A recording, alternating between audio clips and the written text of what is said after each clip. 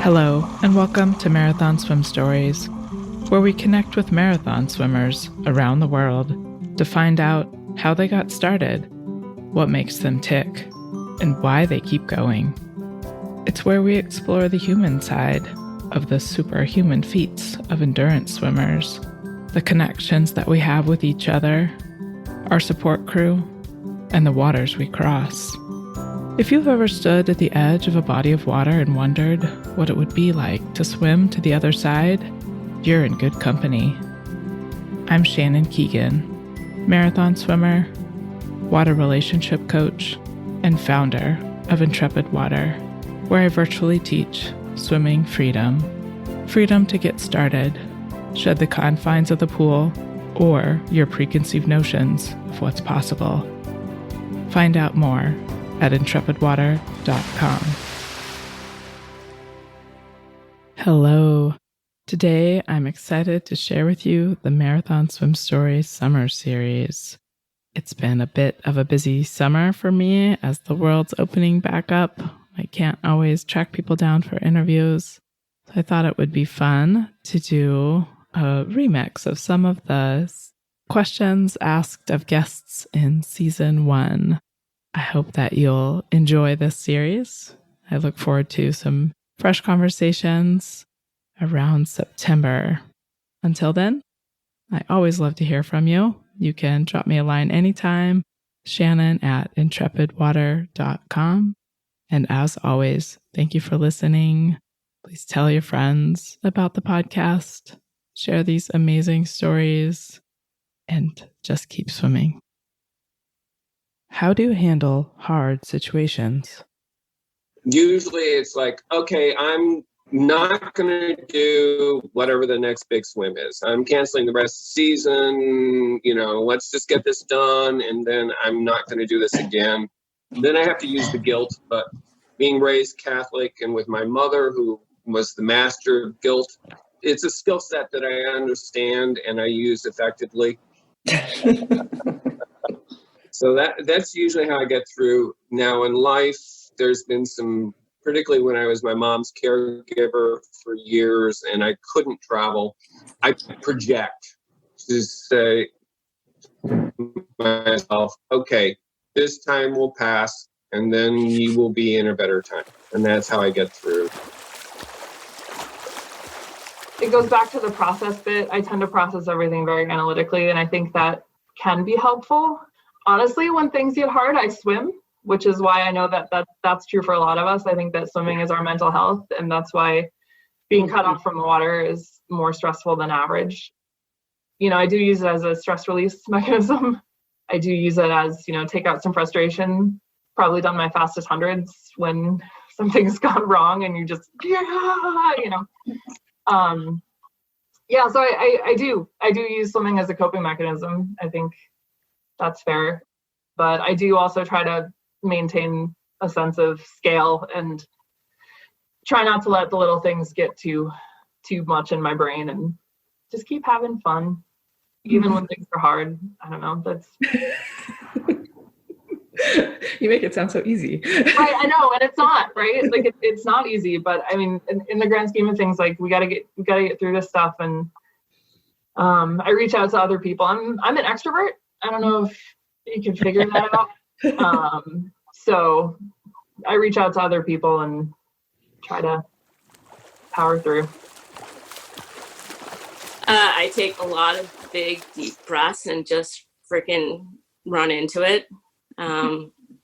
So again, I think, I don't know if that's part of my nursing skills. I don't know if I learned it in nursing or I'm a nurse because of the skills, but we walk into a lot of situations that, make you immediately have to react to something you never expected to see that day. And you have to put on your game face, take some deep breaths and convince people that there's absolutely no need to panic when you're panicking completely inside. You have to just be that calm force. So I feel pretty good about dealing with hard situations. Where I find the biggest struggle is when all the dust is settled, then I fall apart and people don't they don't know what to do with me. So Here, yeah. Know what you mean. Well, it's because you just kind of cut it out, right? And then you get to the other side and you're just like, it's such an emotional toll. Yeah. But the people who looked up to you during that hard time, they don't know what to do. They don't know. No.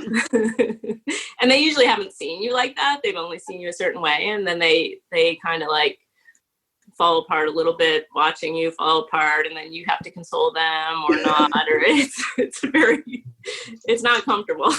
So, and I would say in those situations, I've tried to work with my crew to explain to them like how I do fall apart and when I do, and kind of how to like maybe manage me a little bit. So to me, that's part of like what I've tried to do when I prep the people who are around me during a difficult challenge. Mm-hmm.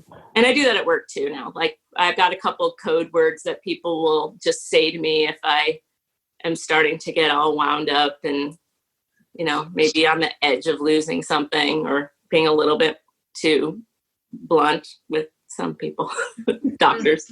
So. They need that. Oh, they do need that. I can't. That's really what I do. I'm cursing the whole way. It's not out loud. That is my mantra. I'd like to say there's other mantras that I use during the swim, but when you're up against the current and it's only getting harder, I think swimming any stage of 8 bridges is super hard. I think because it is, you need speed, you need endurance, you need to be mentally tough. And I'd say, you know, if you're doing multiple days of the whole thing, you got to be able to recover and get up and do it again in a way that you swim in a lake, like, you know, until you run out of daylight, you got time. Like, you lose to the river when you swim bridges. And I think that that's, for somebody who's slow, I love that because it's not a race director or an arbitrary time, or it's me versus the river. Do I get there? Have I trained hard enough? You know, am I up to this? I think I deal with them very differently now than when I was younger. When I was younger, I got really abusive to my poor dad on my boat and called him all the names of the day and blamed him for everything and shouted abuse at him. But the deal was, once we came back out of the water, he was okay and it was just back to normal. So my way of dealing with when I was younger was to explode. Now, I think it's about breaking things down. So even on the Minch swim, my kayaker laughed at me because at halfway, Brian said, "Oh, you've reached halfway." And I'm like, "Yes, the top of the hill is downhill all the way." And he's like, "What are you talking about?" And I'm like, "Well, halfway is the top of the mountain, so it's all downhill." So even when, in my wrong head, when you're finding things difficult as the swim goes on, you just remember you're swimming downhill, so it's easier. When I did Catalina, I've had my shoulder reconstructed and it was hurting, and Tom Hecker was my kayaker, and I asked him how far to go and he said, "You get there when you get there, and the only way you're going to get there is one arm at a time." And I'm like, "What are you talking about?" Like, I swam away puzzled, whereas now, like the Minch swim, when it got hard, my thinking is it's almost like you're swimming one arm at a time is the only way you're going to get there, but it's reeling the finish in. So with every arm pull, you're getting closer to the finish. And then when things really get hard, I just swim feed to feed. So every feed is a new swim. So swim to the next feed bottle, swim to the next feed bottle. When it's not so bad, I swim to my yellow bottle and my treats. If it's bad, it's just swim bottle to bottle. So kind of just try and break swims down. You know, probably that same way. I mean, when I swam that channel, I quit 1,000 times. And I just thought, okay, in 5 minutes, and I just kept putting it off. And so that's what made it possible. You know, you just think, just need to get through this little bit. And somehow getting through that little bit gets you through the next little bit. So I try not to think too far ahead. But yeah, it is hard. You know, I was puking my guts out for about 7 hours of that swim. And I kept thinking, "They'll call me." But no, you know, and my husband will tell you, we kept thinking, well, I wonder if she's, you know, about ready to throw it in. And anyway, so neither one of us gave in, and that's how we made it. I don't know, not very insightful, I don't think, but breaking it up into parts, I think, is a big part of it. And, you know, and only dealing with what you can. When I did Tahoe last year, I was just trying to myself, just think about right now. Don't think about where you're going to be in an hour. Don't think about where you're going to be 2 hours. Oh yeah. Just right now, get through this moment. It's very different from how I usually think. So it is insightful, I think, to know that, and to know that it can be hard and you can be puking your guts out, but that you can keep going. What is swim freedom? It's the freedom to start swimming when you don't think you have the skill, ability, or time. The freedom to swim with ease. The freedom to enjoy your time in the water. The freedom to swim further than you ever thought possible. What's holding you back? Let's talk about it. Shannon at intrepidwater.com. Tell us about a swim that you're proud of. So I alluded to this a little bit with your post, Shannon. I have two for this. I feel like the swim that I'm most proud of is always the swim I do after a big event. It doesn't matter if I succeeded in that swim or failed at that swim. It's always the day or two after when I get back in the water. Mark's seen it. Chris Grafe has seen it. Like in Tahoe. Tahoe was pretty intense for me to get back in the water that day. Sorry. So after a swim, you know, you're just so tired and you're starting over and you're at that place where pretty much the day before you felt like a superhero and you felt like nothing could stop you. And then when you have to get back in the day after a big swim, you're just back right there where you're going to be the slowest, most fatigued, and most probably unmotivated for me of any of my swims, wondering if that magic is still there, wondering if you really can pull that stroke, if you get in, if you're just going to say, this is it, I'm never doing this again. So to me, those swims are very scary and they're very emotional. And the fact that I'd have to get in and do it, and I do it, I'm always proud that I did those swims. So those would be my proudest swims. And if I had to pick another one on a different angle, my other proud swim was when the first year in 2018, when I brought the team of Yetis out to the 24-hour relay. Because that swim, when we all went out, none of us really knew anything about cold water swimming. We came together as a group, we trained, we figured it out together. We had the goal of the 24-hour relay as a group. We showed up, everybody got in, everybody swam their rotations. And without having any history behind us or any type of,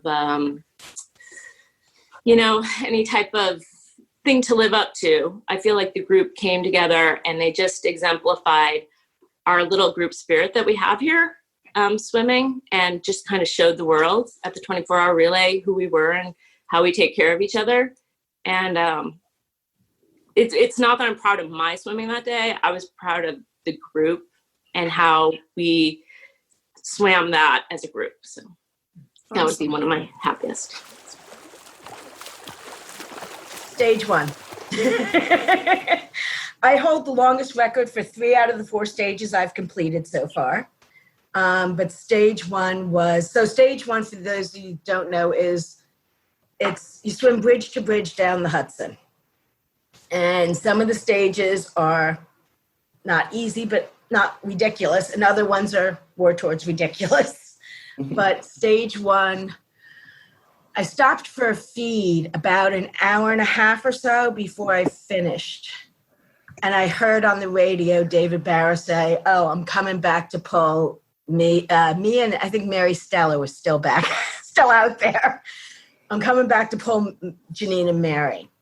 And my kayaker is this girl, Lizzie Tabor. And great kayaker, really calm and patient and always smiling at you, even though it's got to be mind-numbingly boring to watch. And she got all bristly. She's like, they're not pulling you. You're making progress. And I was like, okay. And I'm just going to go back to swimming because there's nothing else you can do, right? And I swam against that current. That was ridiculous. And the heartbreaking part is you have to get to the back side of the bridge. I've asked for this to be changed, but apparently we're not going to change that. And at the end, the current is just ridiculously hard, and it's coming around the stanchions. And I'm up against the bank of the river. And it's so hard. And you can't stop to feed. You can't stop to look up. You can't stop to see where the bridge is. And I finished by... I bet you the last 50 yards took me 20 minutes. It was super hard, but I made it. And so that's the one that tells me that you have a lot more than you think you do. There's probably a couple that stand out. I probably couldn't say one. From the early years, I'd say Loch Ness. I did Loch Ness when I was 19. It was the first swim that I stood at the end and said I didn't want to do it. I said to my mum the night before, I'm not sure I can do this. And my mum was like, well, you could go and tell. So my mum and dad, those in the room that know me, know that they travel the world with me. They're always by my side. My dad is always on my boat. Loch Ness, he rode the whole Loch Ness with me at the side. So they were with me, and then there's another guy called Ian Reid who was at Loch Ness as well. My mum said, well, you're the one to tell Ian Reid you're not swimming. I'm not telling him.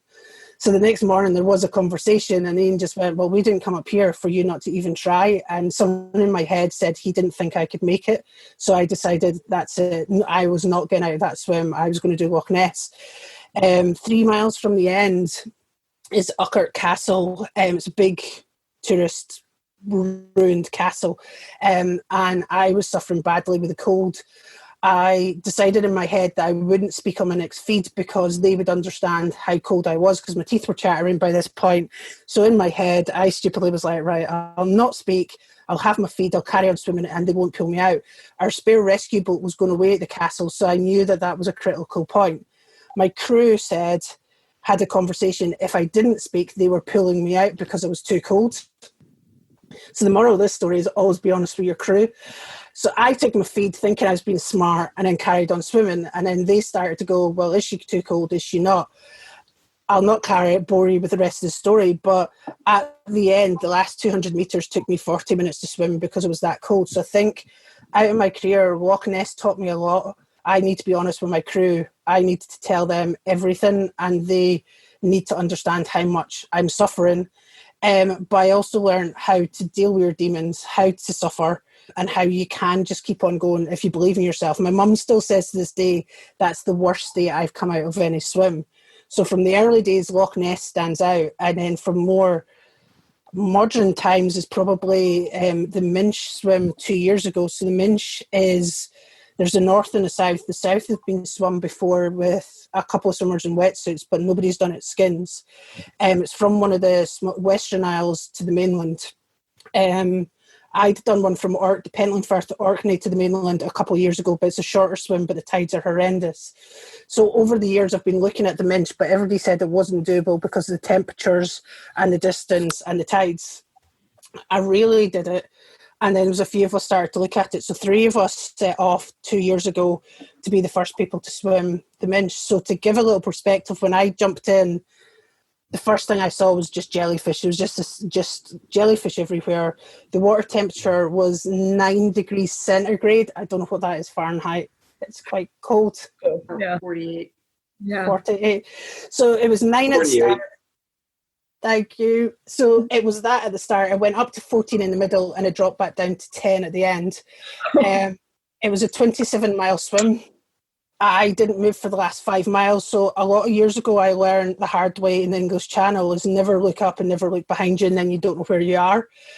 And I think that really hit home during that swim because I got stuck in the tides to get to the finish. And the problem with the finish was we were wanting to be the first people to swim the North Minch, and we were sitting on the boundary of the North and the South Minch. So where I had to finish was north of the lighthouse, and we were sitting in line with the lighthouse. So we're fighting the tide. So I took 5.5 hours to swim the last 1.5 miles because of the tides. Everybody else on the boat were like, what's going to happen? How is she keeping on going? I was oblivious. I didn't even know that I was that close because I never look up. So I always just look to the side, take my feeds from a kayaker, speak to the boat if I need to, and carry on swimming. So I was oblivious. Everybody else was suffering more than I was suffering. But that was the reason why, because I don't look up. My kayaker had never been with a swimmer before. He's now a really good friend. He paddled the whole 1846, so nearly 19 hours. Brian was with me. And he was getting really worried at feeds because I was swimming backwards. I was swimming the wrong direction. But the wind was catching his boat. So he thought I was looking up, but I was just looking at him, taking my feeds, and then swimming off in the direction his boat was in. So I ended up swimming behind and stuff as well. But that swim, yeah, it was an interesting one. Jellyfish right the way through, cold, windy, wavy. But yeah, it's definitely my favourite swim. And I would go back tomorrow if I was asked. Wow. North Channel's probably similar as well. And yeah, I would go back tomorrow if I got an opportunity. There's just something magical about those longer, tougher swims, especially the ones that you're first, because nobody knows whether it's doable or not. One of the guys I swam with that day got lost by his crew. I don't really know how, and we ended up having to go to the Coast Guard because it was pitch black and we lost him. And that kind of made that swim harder. I'd finished by that point, but at the end, for recovery and stuff, it was a bit strange. But Colin went back and swam it last year with a wetsuit. But he said it was easier because they knew it was done. So I think the longer, tougher swims, or the ones that people haven't done before, there's something that appeals to me about them. My Catalina swim last year, I mean, it was slow. It was ugly, but I finished it. I was not rested. I'd been really sick the 2 weeks prior leading up to it. I was only probably about 70-80% going into it. And I'd already, like, a lot of times, there were several times that they wanted to pull me out, and I'd already told them, I was like, the only way I'm coming out is if you have to fish me out. But it got really challenging at times. I had a head current the whole way. It was there were a lot of points that I wanted to stop, and just kept going. So how did you keep going?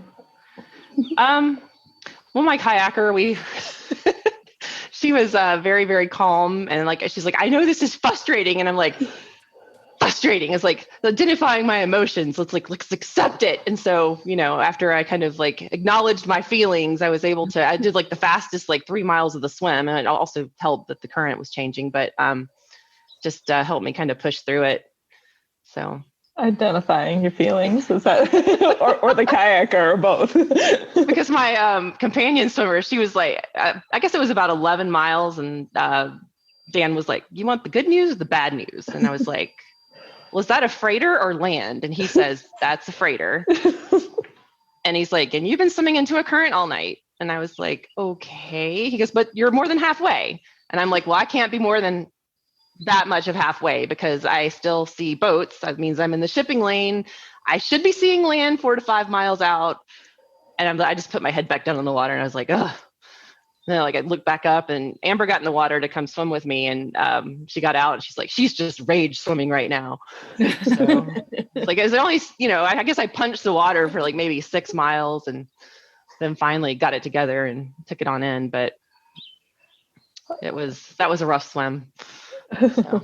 But you got through. That's awesome. Yeah.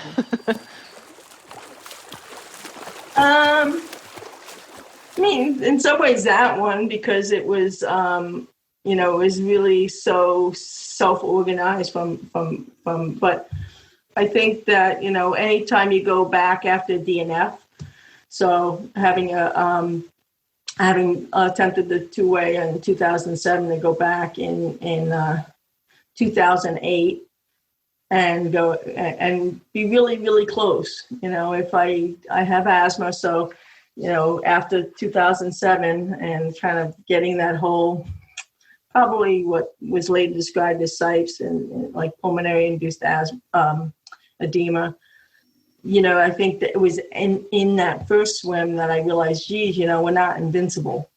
Things can happen. And like, it gave me a whole different respect. And not that I had done a lot of swims at that point. I'd done one way of the channel. I had done Catalina. So that was my third big swim. And I don't know that I realized that things could go terribly wrong. And I didn't realize it until I was on the boat.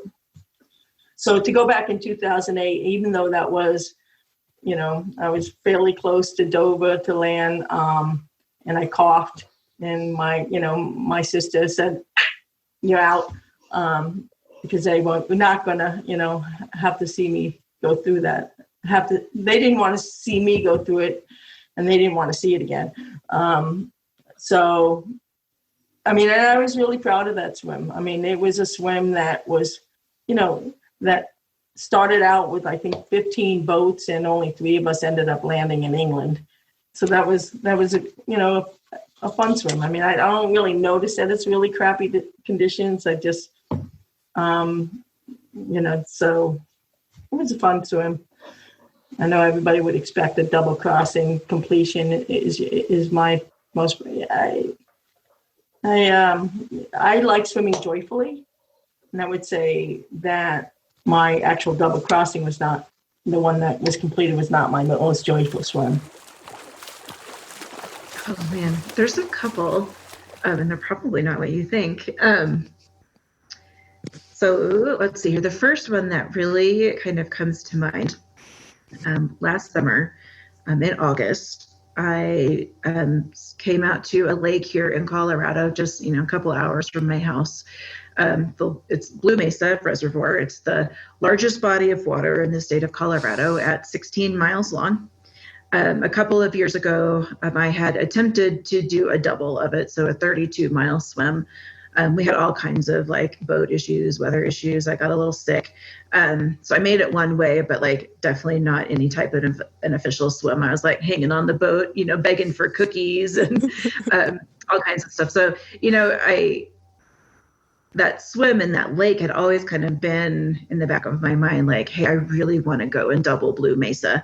The lake's at I think 8,000 feet maybe. So it's pretty high. Weather can be really tricky. There tends to be afternoon storms and crazy, just high intensity wind. And it's usually pretty cold. When I had done it the first time, the water was maybe low 60s.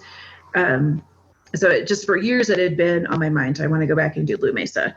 But it just never quite works. It's just far enough you can't really drive there for the day. And so I got it in my brain last summer, and I was kind of struggling with my training leading up to the English Channel.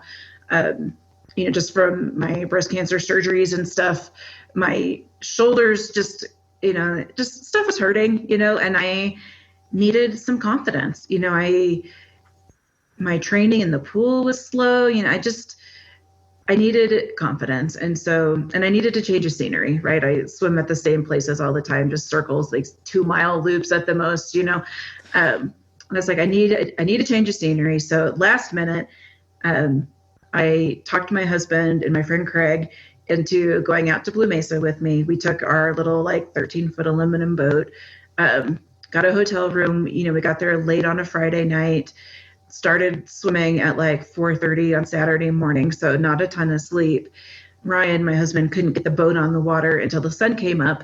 So it was just me and Craig in a kayak in this lake, and he's got his headlight on, or his headlamp on, and glow skips on the kayak, and he can't see anything. It was pitch black. It was overcast, couldn't see a dang thing. And we just swam. Ryan met us at 8:30 in the morning. And my only goal for that swim was to hold a pace.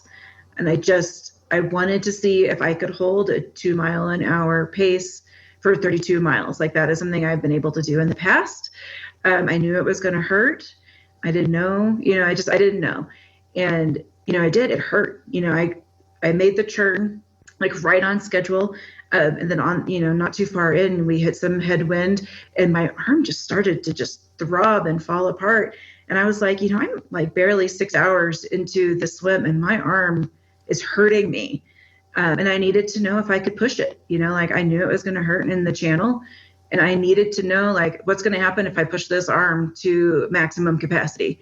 So I did, I took some Advil and romped on it, and I did. I held 2 miles an hour for 32 miles. It took me right at 16 hours.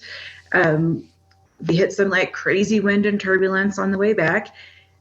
And I did it, and the next day I was fine. Like my arm is sore, but it was fine.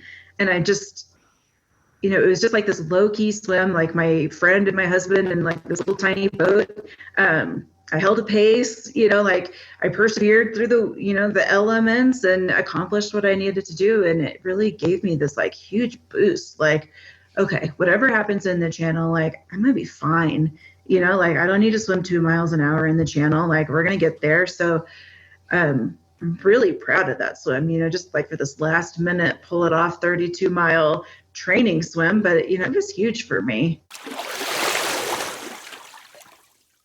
Thank you to Mark Spratt, Cindy Werhane, Janine Sorrell, Colleen Blair, Elizabeth Almond, Kelly Latimer, Molly Nance, Liz Fry, and Sarah Thomas for sharing your thoughts and introspections on Marathon Swim Stories.